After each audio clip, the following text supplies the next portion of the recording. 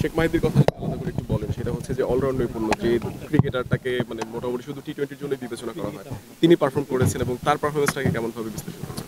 মেহেদী যথেষ্ট ভালো করেছে এবং এটার সাথে সাথে বলবো যে টোটাল সবাই কিন্তু যথেষ্ট ভালো পারফর্ম করেছে এবং সবার টোটাল পারফরমেন্স ছিল বলে আজকে জয়টা এসছে।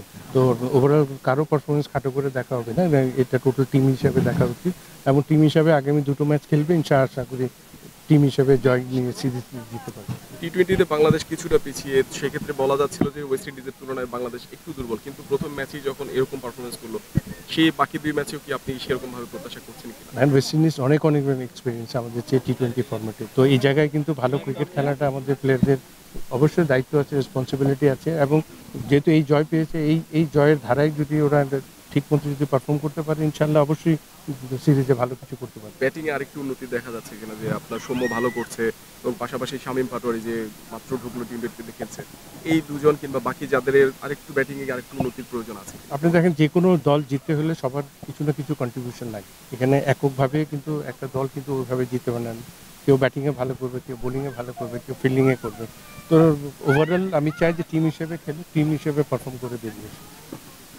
ভাই একটা প্রশ্ন ছিল যে একজন অফ ফর্মে থাকা ব্যাটার যদি তার পূর্ব অভিজ্ঞতা দিয়ে দলে থাকে, একজন অফ ফর্মে থাকা ব্যাটারকে দিনের পর দিন ক্যারি করার থেকে একজন ডোমেস্টিক ক্রিকেটে কোনো ব্যাটসম্যান যদি ভালো করে, সেক্ষেত্রে ওই দলে নিয়মিত খেলা অফ ফর্মে থাকা ব্যাটার যদি অপরচুনিটি পেয়ে যায়, তো ডোমেস্টিক ক্রিকেটে যারা ভালো করছে দিনের পর দিন, তারা তো এক্সপেক্ট করতেই পারে যে আমরা ন্যাশনাল টিমে ঢুকবো। তো আপনি দেখেন অফ ফর্ম বলতে কাকে বুঝাচ্ছেন?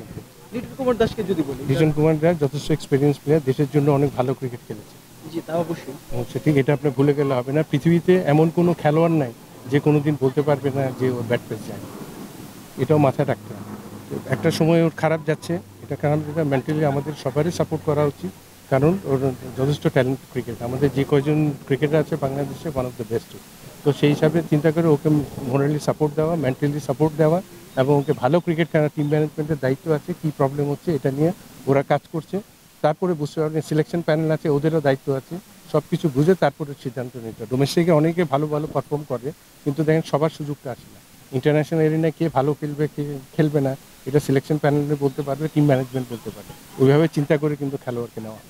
নানু ভাই, আপনার কি মনে হয় না আন্ডার 19 এর কোনো প্লেয়ারকে এখন সুযোগ দেওয়া উচিত কোথায় সুযোগ? ন্যাশনাল টিমে ই করার জন্য? এটা তো সিলেকশন প্যানেল বুঝবে, এটা তো আমরা এখান থেকে বলতে পারবো না। এখন নতুন সিলেকশন প্যানেল আছে, ওদেরকে জিজ্ঞেস করেন কীভাবে টিম সাজাচ্ছে। ভাই কার